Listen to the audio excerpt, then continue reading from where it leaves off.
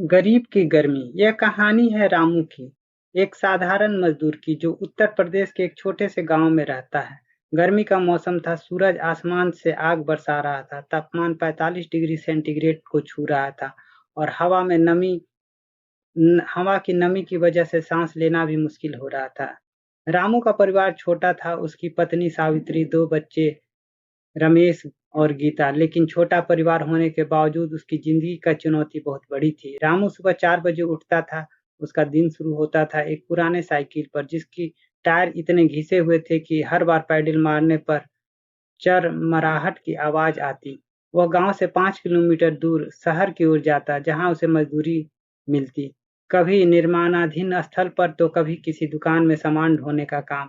लेकिन गर्मी की इस मौसम में काम मिलना मुश्किल था। शहर के लोग अपने घरों में पंखा और कूलरों के नीचे बैठे थे और बाहर का काम लगभग ठप था। उस दिन सुबह जब रामू घर से निकला तो सावित्री ने उसे टिफिन में 2 सूखी रोटी और थोड़ा सा अचार दिया।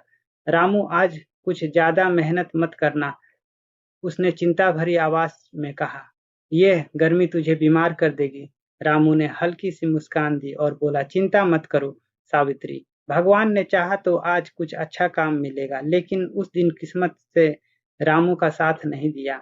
शहर पहुंचने पर उसे पता चला कि जिस निर्माण स्थल पर वह काम करता था वह अगले 1 हफ्ते तक बंद था।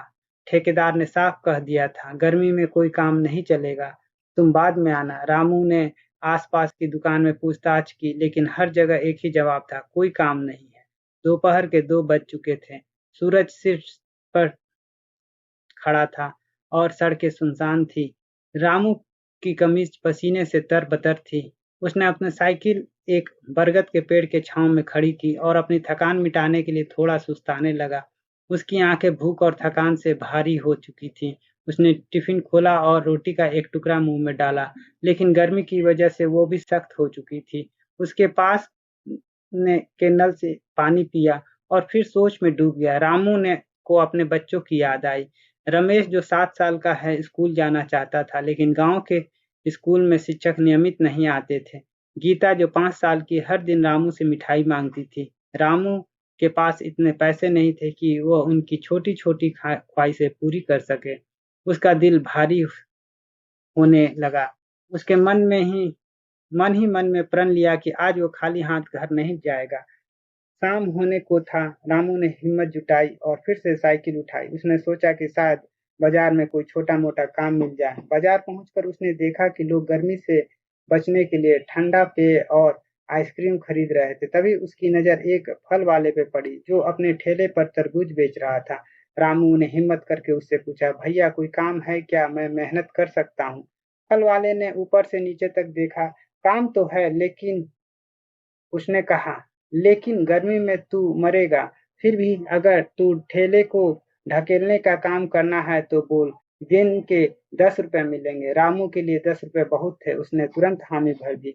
अगले कुछ घंटे रामू ने फल वाले के ठेले को बाजार की गलियों में ढकेला। गर्मी अब बहुत कम नहीं थी, लेकिन रामू के मन में एक उम्मीद जागी। वह सोच रहा था कि आज वो गीता के लिए एक मिठाई जरूर खरीदेगा और रमेश के लिए वो पुरानी किताबें। काम खत्म होने के बाद फल वाले ने उसे 10 रुपए दिए और कहा, तू मेहनती है, कल फिर आना। रामू के चेहरे पर हल्की सी मुस्कान आई। उसने बाजार से एक मिठाई और एक पुरानी किताब खरीदी। किताब थोड़ी फटी हुई थी, लेकिन उसे लगा कि रमेश को इससे कोई फर्क नहीं पड़ेगा। वह खुशी खुशी घर की ओर चल पड़ा। रास्ते में उसे एक बार फिर गर्मी ने परेशान किया। उसका सिर चकराने लगा और आंखों के सामने अंधेरा छाने लगा। उसने साइकिल रोकी और एक पेड़ के नीचे बैठ गया। उसकी सांसें तेज और शरीर में कमजोरी महसूस हो रही थी। तभी पास से गुजर रहे एक बुजुर्ग ने उसे देखा। बेटा, क्या हुआ, उसने पूछा। रामू ने कमजोर आवाज में कहा, कुछ नहीं, बस गर्मी की वजह से थक गया हूँ। बुजुर्ग ने अपनी बोतल से पानी पिलाया और कहा, इतनी गर्मी में बाहर मत रहो, घर जाओ, आराम करो। रामू ने उसका शुक्रिया किया और घर से मिठाई उठाई, फिर से साइकिल उठाई और घर पहुंचते पहुंचते रात हो चुकी थी। सावित्री दरवाजे पर खड़ी उसका इंतजार कर रही थी। जैसे ही रामू ने मिठाई और किताबें बच्चों को दी, उसके चेहरे की खुशी की लहर दौड़ गई। गीता ने मिठाई खाकर कहा, पापा आप सबसे अच्छे हैं। रमेश किताब के पन्ने पलटने लगा और बोला, पापा मैं इसे जरूर पढ़ूंगा। सावित्री ने रामू की थकी हुई आंखों को देखा और चुपके से उसका हाथ थाम लिया। तुमने आज फिर से बच्चों को खुश कर दिया, उसने कहा।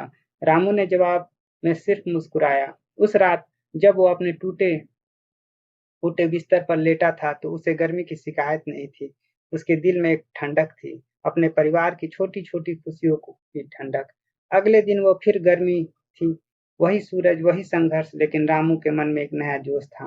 वो जानता था कि गर्मी कितनी भी सख्त क्यों न हो, वो अपने परिवार के लिए लड़ता रहेगा। और शायद यही था उसकी जिंदगी की असली कहानी, गरीब की गर्मी, जो सिर्फ मौसम की नहीं बल्कि जिंदगी की भी थी।